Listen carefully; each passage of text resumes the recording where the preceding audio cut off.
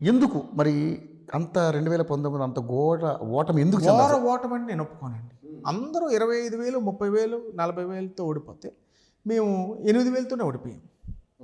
మేము 8,000తోనే ఓడిపోయాం. ఓటమే ఒక ఓటైనా ఓటమే. ఘోరం ఓటమి అంటే నేను ఒప్పుకోను. ఘోర ఓటమి అంటే ఒప్పుకోను. అది ఏంటంటే ఒక్క ఛాన్స్ అది బాగా పనిచేసింది. ఒక్క ఛాన్స్ అని నెత్తుల మీద చెయ్యేసి ఏదైతే జరిగిందో అది ప్రజల పాలిట శాపంగా మారింది 5 సంవత్సరాలు. ఆ హస్తమే వాళ్ళ భస్మాసుర 100% భస్మాసుర హస్తం. మెయిన్ వారం ఓటు అందరు బొబ్బిలి నియోజకవర్గ మెజారిటీ మీరు ఇతర రాష్ట్రాలతో పోలిస్తే అసలు ఏమాత్రం కూడా అందరూ 20,000, 25,000, 30,000 అయినా మనం 8,000 పైకి చెలుక ఓట్లతో కొంచెం అంచనాలు తప్పి ఒక్క ఛాన్స్ ఇద్దామని ఆ గాలిలోనే మేము ఓడిపోయాము తప్ప ఇంకా మరి ఇంకేమీ కాదని నేను మీకు తెలియజేసుకున్నాను. మీ నియోజకవర్గంలో మీ ఓటమి తర్వాత టీడీపీలో ఉన్న మెయిన్ సీనియర్ లీడర్లు అందరూ కూడా భాస్కర్ రావు గారు లాంటి వాళ్ళు కావచ్చు, ఇందాక మీరు అన్నారు లక్ష్మణ్ నాయుడు గారు, వాళ్ళందరూ కూడా వెళ్ళిపోయారు. లక్ష్మణ్ గారు వెళ్ళలేదండి. లక్ష్మణ్ గారు పార్టీలో ఉన్నారు. తెర వెనుకకి వెళ్ళిపోయినటువంటి సందర్భాలు లక్ష్మణ్ గారు వెళ్ళలేదు, తప్పదు. ఓకే, లక్ష్మణ్ గారు డే 1 నుంచి కూడా వారు పూర్తి సహాయ సహకారాలు అందించి క్రియాశీలకంగా ఇప్పుడు ఈ రోజుకి కూడా క్రియాశీలకంగా ఆయన ఎప్పుడు కూడా వెనక్కి వెళ్ళిపోలేదు.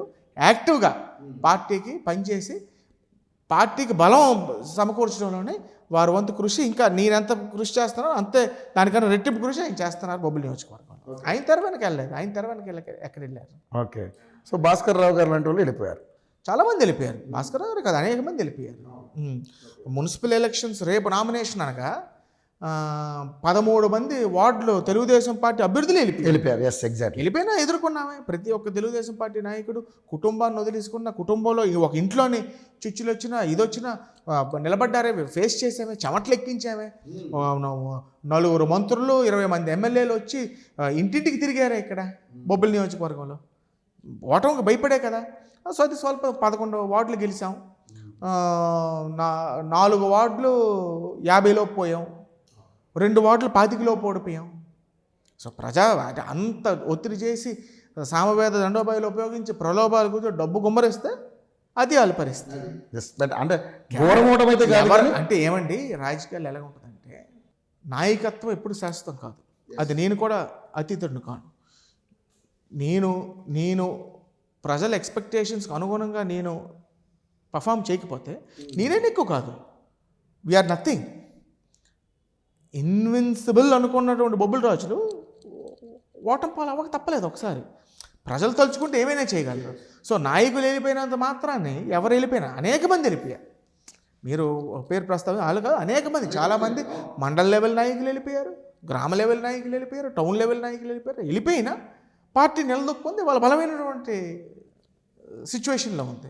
సో అది రాజకీయాల్లోనే that is the greatness of democracy. మన ప్రజాస్వామ్యతలో గొప్పతనం అది. కొత్త నాయకత్వాన్ని తయారు చేసుకోవడం, ఆ నాయకత్వాన్ని ఆకాశంకి ఎత్తడం. సో ఇప్పుడు ఉన్నటువంటి పరిస్థితులు మనం చూస్తూ ఉన్నాం. ఒకవైపు రాజకీయంగా చాలా రకాలైనటువంటి సమీకరణాలు జరుగుతూ ఉన్నాయి. సో మీరందరూ కలిసి పెత్తందారులంతా ఒకవైపు, మీ బిడ్డ ఒకవైపు అని చెప్పేసి ఆయన స్లోగన్ ఇచ్చుకుంటూ పెద్ద పెద్ద హోర్డింగులు ఈ విధంగా పెట్టుకుంటూ ఆయన సిద్ధం అని హోర్డింగ్లు పెట్టుకుంటూ ఫుల్గా తిరుగుతూ ఉన్నారు. సో సోషల్ మీడియాలో కావచ్చు, ఛానల్స్లో కావచ్చు, రకరకాల ట్రోల్స్ నడుస్తూ ఉన్నాయి. ఏంటి మీ మీద ఏంటి ఆ యుద్ధం, ఏంటి అంటే మిమ్మల్ని అంటే ఏ రకంగా సిద్ధం అనే హోర్డింగ్ ఏదైతే పెట్టారో బహుశా ఈ 4 సంవత్సరాలు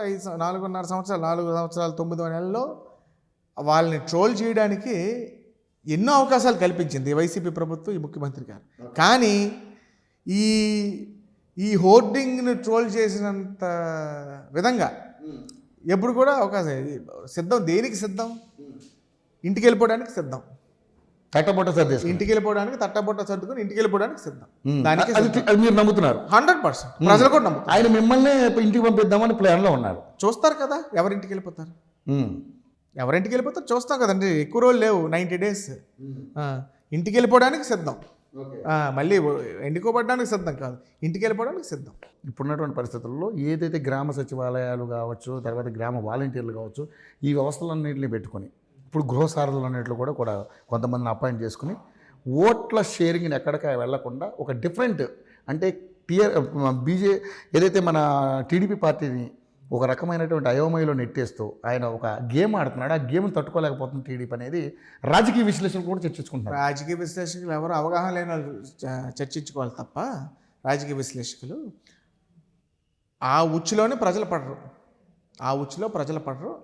ఎట్టి పరిస్థితిలోని రేపు 600 అని వీళ్ళు ఎన్ని కుయ్యెత్తులు పనినా ఎన్ని చేసినా 600 అయినా 106 అయినా తెలుగుదేశం పార్టీ జనసేన అలయన్స్ అనేది గెలవడం తథ్యం. ఆ ఉచ్చులో ప్రజలైతే పడరు. విశ్లేషకులు ఎవరో వైసీపీ పార్టీ సానుభూతి పరులు ఎవరో పడాలి తప్ప ఇలాంటి ఉచ్చులో ప్రజలైతే క్లారిటీతో ఉన్నారు, అందులో ఏమాత్రం కూడా అనుమానం. ఓకే, మొత్తం వాళ్ళైతే వైనాట్ 175 అంటున్నారు, 30 సంవత్సరాల అధికారం అంటున్నారు. మరి ఏంటి, మరి టీడీపీ ఏం స్టాండ్ తీసుకోబోతుంది? వైనాట్ 175 కాదు, వైనాట్ వి లూజ్ 175, అది వాళ్ళ స్టాండ్. వైనాట్ విన్ 175 కాదు, వైనాట్ లూజ్ 175 ఓడిపోతే ఎందుకు ఓడిపోకూడదు అని వాళ్ళ మనసులో వాళ్ళకి తెలుసు. ఓకే, సో ఇక మీ నాయకులైతే వాళ్ళు ఎన్ని అవమానాలు చేసినా సౌమ్యంగా ఉంటూ మీరు పెద్ద కౌంటర్లకు ఎవరో ఒక బుచ్చే చౌదరి లాంటి వాళ్ళు, లేకపోతే ఒక ఆనం రామనారాయణ రెడ్డి లాంటి వాళ్ళు, అలాంటి వాళ్ళు ఎవరో కొంతమంది ఫైర్ అవుతున్నారు తప్పితే పూర్తి స్థాయిలో ఎవరో కూడా మీరెవరూ మాట్లాడతలేదు. అదేవిధంగా వాళ్ళు మాత్రం విపరీతంగా మిమ్మల్ని నానా మాటలు మాట్లాడుతున్నారు. అండి ముఖ్యంగా రోజా గారు కావచ్చు, అదేవిధంగా గుడివాడ ఆ స్థాయికి దిగజారు కదండి ఎవరు కూడా. ఆ స్థాయికి ఆ భాషకి ఆ స్థాయికి ఎవరు దిగజారుతారు చెప్పండి? మా నాయకులు పార్టీ తెలుగుదేశం పార్టీ ఒక డిసిప్లిన్, ఒక క్రమశిక్షణ. వాళ్ళు ఓపెన్ సవాల్ చేస్తూ తిరుగుతున్నారు సార్, దానికి మీరు ఎటువంటి రెస్పాన్స్ అంటే కేవలం వాళ్ళు ఏమంటే సిగ్గుశరం లేదు టీడీపీ పార్టీ వాళ్ళకి మాట్లాడుతున్నారు. ఎవరిది సిగ్గుశారం ఉన్నదో లేదో ఆ పౌరుష ప్రతాపం ఏంటో రేపు ఎన్నికల్లో తేలుతాయి. ఇప్పుడు కాదు కదా, రేపు ఎన్నికల్లో తేలుతాయి అవన్నీ. పౌరుషం ఉన్నోళ్ళ పౌరుషం లేనోళ్ళ, సిగ్గు సరం ఉందా, ఎవరికి సిగ్గు సరం ఉందో, రేపు పౌరు ఎవరిది పోతుంది ప్రజల దగ్గర అనేది రేపు ఎన్నికల్లో తేలుతాయి. వాళ్ళు చేసినటువంటి సవాళ్ళకి వాళ్ళు దిగజారి మాట్లాడిన దానికి స్పందించాల్సిన అవసరం లేదు కదా. మా పందాలోనే, మా పార్టీ నాయకుల పందాలోనే మా హుందాతనంతో మేము స్పందిస్తాం. వాళ్ళు ఒక లో లెవెల్కి దిగజారంటే మేము దిగజారవలసిన అవసరం లేదు కదండి. ఓకే, సో ఈరోజు చూసుకుంటే చాలామంది నాయకులు వైసీపీ నుంచి ఎంపీలు కావచ్చు, ఎమ్మెల్యేలు కావచ్చు, కొంతమంది మళ్ళీ వాళ్ళ మీద అలుగో లేకపోతే ఆ పార్టీతో ఏదో తెగతింపులు చేసుకుని కొంతమంది మళ్ళీ బయటకు రావడం జరుగుతుంది. కానీ ఏదైతే వైసీపీలో ఉండి మిమ్మల్ని నానా మాటలు మాట్లాడిన నాయకులు ఎవరైతే ఉన్నారో వాళ్ళందరూ కూడా ఇప్పుడు మీ పార్టీలోకి వస్తే చేర్చుకునే పరిస్థితుల్లో టీడీపీ పార్టీ ఉందా? అది ఎక్కడైతే లోకల్ క్యాడర్కి ఇబ్బంది ఉండదో, ఎక్కడైతే లోకల్ ఎగ్జిస్టెన్స్ దీనిలో చాలా రకాల విమర్శలు వినపడుతున్నాయి. పార్టీ అధినాయకుడు చంద్రబాబు నాయుడు గారు చాలా విజ్ఞత కలిగిన నాయకుడు, చాలా ఎక్స్పీరియన్స్ ఉంది. He can handle the situations very easily. అదే దాని గురించి పాత క్యాడరు పార్టీ కష్టకాలంలోనే అండదండలు అందించినటువంటి క్యాడరు ఇబ్బంది పడకుండా వారు డిసిషన్ తీసుకుంటారు ఎక్కడ అవసరమైతే. అది వారికి ఆ ఎక్స్పీరియన్స్ ఉంది, ఒకవేళ అవసరమైనప్పుడు ఆ డిసిషన్ తీసుకుంటారు. మొత్తానికైతే ఇప్పుడు బొబ్బిలి పరిస్థితి ఈ రోజున చూసుకుంటే ఒక అభివృద్ధి లేకుండా ఇలా నిర్వీర్యంగా ఉంది. ఎంత ఘన చరిత్రన్నటువంటి పరిస్థితిలో కూడా ఇలా ఇదే పరిస్థితిలో ఉందన్నారు. రేపొద్దున ప్రధానంగా ఇప్పుడు మీరు చూసుకుంటే రేపు మీరు ఒకవేళ అధికారంలోకి వస్తే ఫస్ట్ చేసే కార్యక్రమం ఏమైనా ఉందా? అంటే మీరేమైనా అనుకున్నారు అలాగనే అనుకోలేదండి. ముఖ్యంగా ఇన్ఫ్రాస్ట్రక్చర్ డెవలప్మెంట్ అండి. Infrastructure development, irrigation, 2 lift irrigation projects మేము ఏవైతే శాంక్షన్ చేయించామో అవి విడిచిపెట్టారు. పంట కాలువల పరిస్థితి చాలా దారుణంగా ఉంది. వెంగళరాయ సాగర్ అవనివ్వండి, తోటపల్లి అవనివ్వండి, పారాదానికెట్ స్కీమ్ అవనివ్వండి, ఈ 3 పాలితేర్ స్కీము, ఈ 3 కూడా మేజర్ ఇరిగేషన్ ప్రాజెక్ట్స్ మా కాన్స్టిట్యువెన్సీలో. ఇవి 3 కూడా అధ్వానమైన పరిస్థితులు ఉన్నాయి. వెంగళరాయ సాగరం పంట కాలువ అయితే అడవి జంతువులు వస్తే కాపురం చేయవచ్చు, అంత ఘోరంగా ఉన్నాయి. సో ఇరిగేషన్కి మేజర్ ఇది ఇస్తామండి. ఇన్ఫ్రాస్ట్రక్చర్ డెవలప్మెంట్, ముఖ్యంగా రోడ్లు, ఇంటర్ కనెక్టివిటీ రోడ్లు అవనివ్వండి, మెయిన్ రోడ్స్ అవనివ్వండి, అవన్నిటినీ కూడా పునరుద్ధరించవలసినటువంటి అవసరం ఉంది, ఇవ్వాల్సినటువంటి అవసరం ఉంది.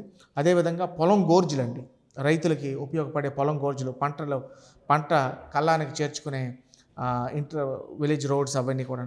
త్రాగునీరు సమస్య అండి. మున్సిపాలిటీకి ఈ రోజుకి కూడా సంవత్సరానికి ఇంచుమించు ఒక నెల ఈ మోటార్స్ బ్రేక్ డౌన్ వల్ల ఏమైనా వాటర్ లేకపోవడం వల్ల ఏమైనా అవుతుంది. శాశ్వతమైనటువంటి పరిష్కారం చేయవలసినటువంటి అవసరం త్రాగునీరు విషయంలో ఉందండి. నిరుద్యోగ సమస్య, ఇవన్నింటినీ కూడా ప్రయారిటీ వైజ్ ఒక అదేవిధంగా ముఖ్యంగా 2 మండలాలు, బొబ్బిలి మండలం ఉన్న బాడంగి మండలాన్ని అనుసంధానం చేసే గొల్లాది బ్రిడ్జ్ ఒకటి ఉందండి. అది చాలా ఇంపార్టెంట్. అది ఆ బ్రిడ్జ్ ఇంచుమించు దత్తిరాజేరు మండలం వాళ్ళు బొబ్బిలు రావడానికి, పార్థపురం రావడానికి, బాడంగి మండలం వాళ్ళు బొబ్బిలు రావడానికి, బొబ్బిలి వాళ్ళు బాడంగి వెళ్ళడానికి చాలా దగ్గర అవుద్ది ఆ మార్గం. ఆ గోల్లాది బ్రిడ్జ్ పూర్తి అవ్వడం వల్ల అదొకటి పూర్తి చేయవలసినటువంటి అవసరం ఉంది. ఇవన్నింటినీ కూడా ప్రయారిటీ బేసిస్ మీద as per need be we will get all the things done. Okay, ఈసారి మీరే బరిలో దిగబోతున్నారు, ఎలా ఉండబోతుంది అంటే వాళ్ళు అధికారంలో ఉన్నారు కాబట్టి సామవేద దండోపాయాలు అన్నీ ఉపయోగిస్తారు. అదేవిధంగా అధికారంలో ఉన్నారు కాబట్టి ధనం అన్నీ మొత్తం టోటల్గా వాళ్ళకున్న వెపన్స్ అన్నీ మీ మీద ఉపయోగిస్తారు. మరి రాజుగారు ఒంటరి పోరాటం చేస్తున్న రాజుగారికి ఏ విధంగా ఉండబోతుంది? వాళ్ళ దగ్గర ఏ వెపనం లేదు, డబ్బు తప్ప. అది చాలదా? డబ్బు అది చాలదంటారా? ప్రజల ఎట్టి పరిస్థితులు అమ్ముడు పోరు, ప్రజల విజ్ఞులు, ప్రజలు ఎప్పుడు కూడా నిజాయితీగానే వ్యవహరిస్తారు. వాళ్ళ దగ్గర ఉన్న ఏకైక ఆయుధం డబ్బే. కానీ ప్రజలు ఈసారి ఆ డబ్బును కూడా తిరస్కరించి నన్ను ఇక్కడ గెలిపిస్తారు, అందులో ఏమాత్రం కూడా అనుమానం లేదు. ఓకే, సో ఆ డబ్బు ఎంత మాత్రం ఉపయోగపడదని మీరు అనుకుంటున్నారు? 80% ఉపయోగపడుతుంది. వాళ్ళు ఎంత ఖర్చు పెట్టినా బుడిదల పోసిన పన్నీరు. సో గతంలో మనం చూస్తే ఇప్పుడు ఆయన ఏదైతే మహిళలకి చాలామందికి 18,500 రూపాయలు కావచ్చు, ఏదో జగనన్న చేయూత కిందో ఏదో రకంగా విపరీతంగా డబ్బు ధారాదత్తం చేస్తూ ఉన్నారు. సో ఇవన్నీ కూడా రేపొద్దున ఓట్ల రూపంలో అటువైపు వెళ్ళే అవకాశం లేదని మీరు అనుకుంటున్నారు? నిత్యావసర ధరలు ఎంత పెరిగాయండి? స్టాండర్డ్ ఆఫ్ లివింగ్ ఎంత పెరిగింది ఈ 5 సంవత్సరాల్లో? అవి జనాలకు అవసరం లేదు కదా. ఈరోజు డబ్బు అవసరం లేదు మీరు అనుకుంటున్నారు. మీరు సామాన్య గృహిణిని అడగండి, ఇవాళ పప్పులు ఉప్పులు ఎంత పెరిగాయి? అంత అవగాహన కల్పించే ప్రయత్నం టీడీపీ పార్టీ చేస్తుంది. టీడీపీ చేస్తుంది, ప్రజలు కూడా అవగాహన కల్పించారు. వాళ్ళకి తెలుసు కదండి, ఒక చేతితో పెడుతున్నాడు, 10 చేతులతో తీసుకుంటున్నాడు. నిత్యావసరాలు ధరలు ఎలా పెరిగాయి? మీరు అంటున్నారు కరెక్టే, నిత్యావసర ధరలు వస్తువులు ఎంత పెరిగాయి? అమ్మ ఒడి ఇచ్చారు, అమ్మ ఒడిలో ఎంత కోత పెట్టి ముందు ఎవరికైనా అన్కండిషనల్గా అన్నాడు, తర్వాత డబ్బులు లేక కుటుంబానికి ఒకలే అన్నాడు, తర్వాత అవి కూడా ఏవేవో టెక్నికల్ అబ్జెక్షన్స్ తీసుకొచ్చి అవి కూడా ఏ పథకమైన ప్రకటించడం, ఇంప్లిమెంటేషన్ వచ్చేసరికి టెక్నికల్ అబ్జెక్షన్స్ తీసుకొచ్చి కట్ చేయడం, అదే కదా వీళ్ళు చేసింది. ఈ 5 సంవత్సరాలు ఒక చేతితో ఇచ్చాడు, 10 చేతులతో తిరిగి తీసుకున్నాడు, అదే చేశాను. మా నమ్మకం నువ్వే జగన్ అంటూ ఆయన మీ మీద అంటే టీడీపీ మీద, దత్తపుత్రుడని పవన్ కళ్యాణ్ మీద, అలాగే TV5 మీద, ఈనాడు మీద, ఆంధ్రజ్యోతి మీద ప్రతి నిత్యం ఇయే ప్రధాన అస్త్రాలుగా వాళ్ళు మమ్మల్ని ఓడగొట్టే ప్రయత్నం చేస్తారు. మీ బిడ్డని కాపాడుకోవాల్సిన బాధ్యత మీదే అంటూ ఆయన ప్రతి చోట సభలు పెట్టడం జరుగుతుంది. మొన్న భీమిలీలో కూడా సభ పెడితే చాలా పెద్ద సక్సెస్ అయ్యిందని చెప్పేసి వాళ్ళు చాలా ప్రచారం చేసుకుంటా ఉన్నారు.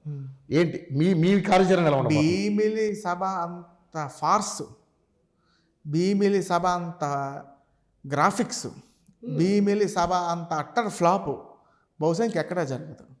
రాజా కాలేజ్ గ్రౌండ్లో చంద్రబాబు నాయుడు గారు మేము పెట్టినటువంటి దానికి సేమ్ సైజ్ అది.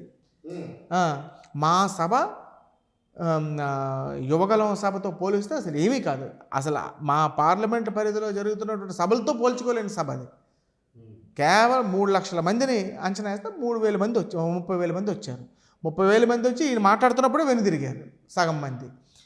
చంద్రబాబు నాయుడు గారు బొబ్బులు వచ్చినప్పుడు 10వ తారీఖు మండు టెండ్లో, శీతాకాలమైన it was the hottest day of the winter, 10వ తారీఖు మండు టెండలో 60-70 వేల మంది ఆ మండు టెండలో నీడలో వెళ్లకుండా చంద్రబాబు నాయుడు గారి ప్రసంగం విని వారు బయలుదేరాక అందరు కూడా తిరుగు ప్రయాణం అయ్యారు.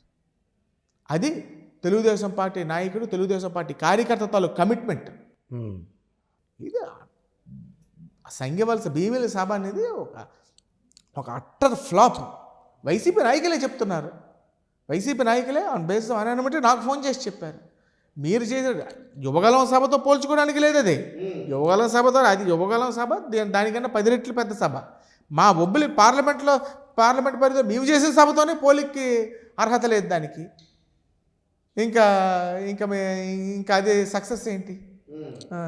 ఈ ఒక్క సభతోటే మా దమ్ము ధైర్యం ఏంటో నిరూపించుకుంటున్నాం అని చెప్పేసి మాట్లాడదాం.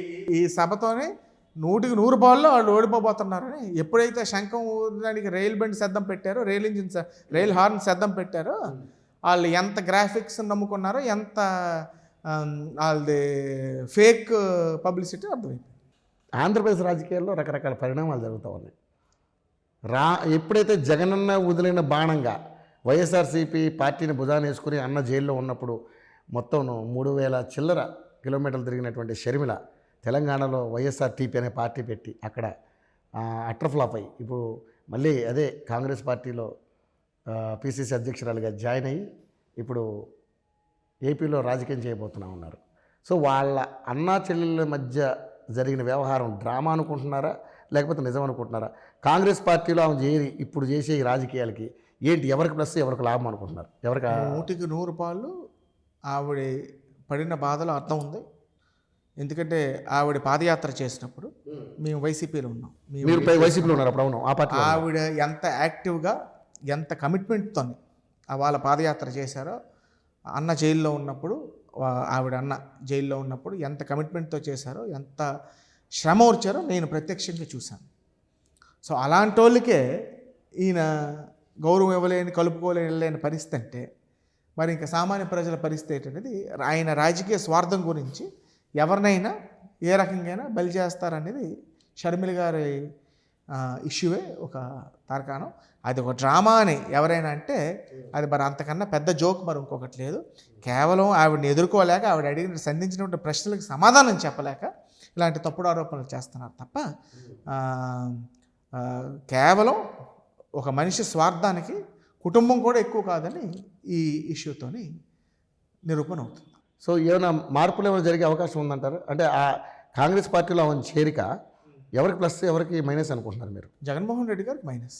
ఎవరికి ప్లస్ అని నేను చెప్పను, కానీ జగన్మోహన్ రెడ్డి గారికి మాత్రం మైనస్. ఓకే. సో ఓట్లు చీలే అవకాశం ఏం లేదంటారు? జగన్మోహన్ రెడ్డి గారికి మైనస్ అండి, తప్పకుండా చీలుతాయి. తప్పకుండా ఆవిడ ఆ వాస్తవాన్ని నమ్మిన వాళ్ళు తప్పకుండా జగన్కి ఓటేయరు, ఎలాగా ఓటేయరు. ఈ 5 సంవత్సరాల తాలూకా పరిపాలన వల్ల ఎలాగా ఓటేయరు. ఇంకా మైనస్ అయ్యే పరిస్థితి, ఆ పడవలసిన ఓట్లు కూడా తగ్గే సందర్భం అయితే ఏర్పడుతుంది. సో దాదాపు 7,000 కోట్లు 8,000 కోట్లు 8 లక్షల కోట్లు ఆంధ్రప్రదేశ్ అప్పుల్లో కూరుకుపోయింది అంటున్నారు.